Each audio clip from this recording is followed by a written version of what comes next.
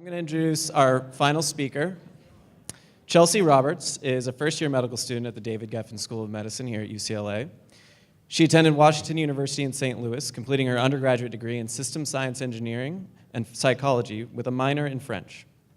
With the goal of pursuing a career in international nonprofit work, she joined the Peace Corps post-graduation and served in Uganda from 2011 to 2013.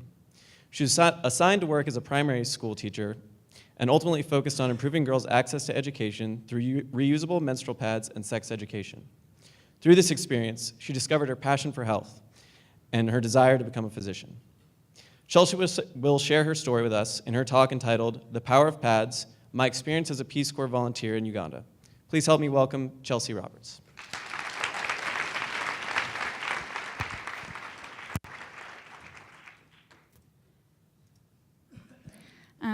All right, it's a little different story than what Colin said, but after I graduated from Washington University, I wanted to take a break from reality in the real world, but still do something meaningful, so I joined the Peace Corps.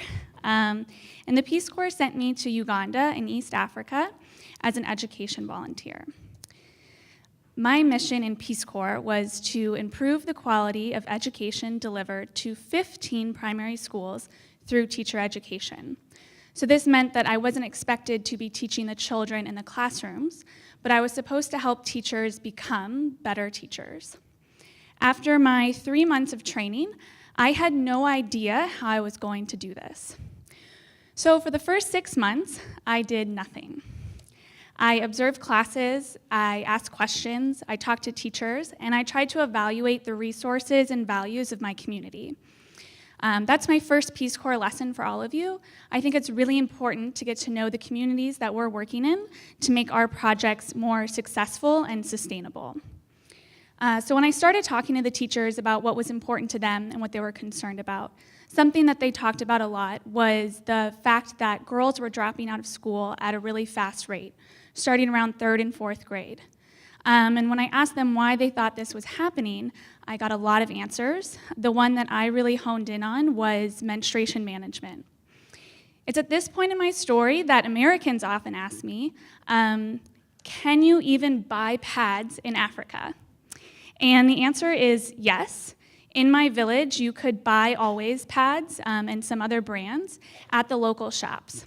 So the question wasn't about whether they were physically available, but whether they were financially accessible. And we're talking about families that were having to make tough choices about where their money was going every month.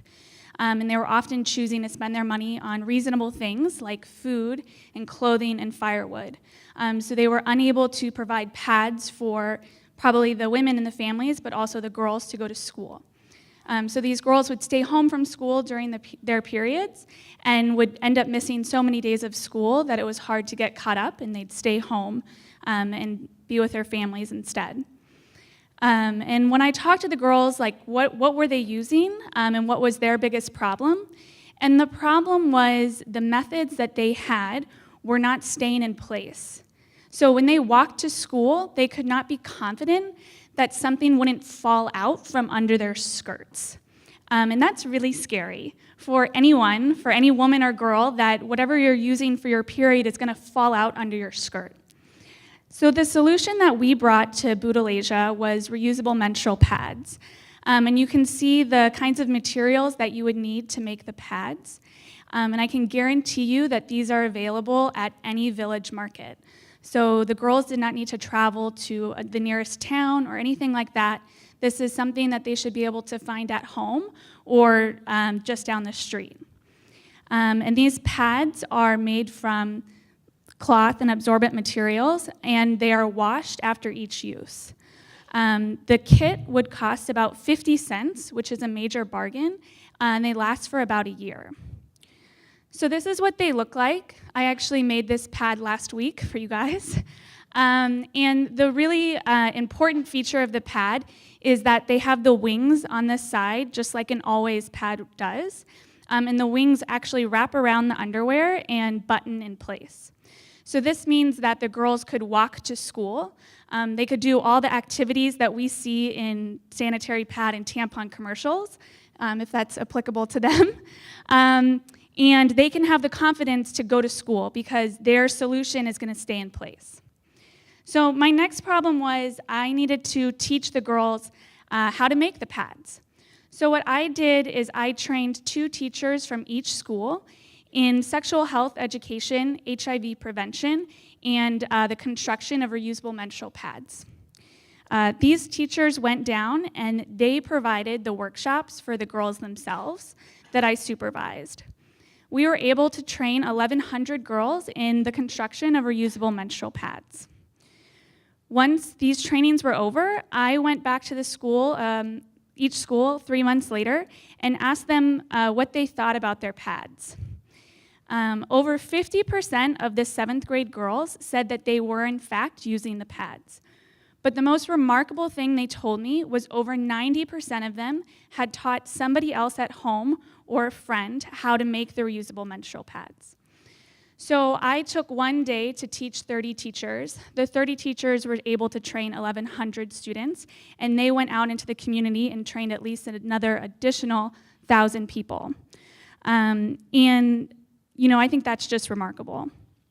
After I was done training at the school level and the teacher level, I actually was asked to perform trainings all over Uganda. And this included midwives and nurses, NGOs, including Save the Children. Tailors asked me to train them in making reusable menstrual pads as an income-generating activity. And you can imagine that environment conservation groups would be interested because these are easy on the landfill. But I would like to say that any girl or woman on a budget would be interested in this skill. So why am I here today talking to a room full of people about periods and pads? And it's because it's something that 50% of our population will have to manage at some point in their lives.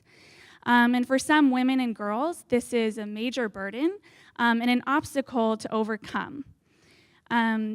For us to accomplish our global health and global development initiatives, we need to ensure that all women and girls have the opportunity to take advantage of their educational and employment opportunities.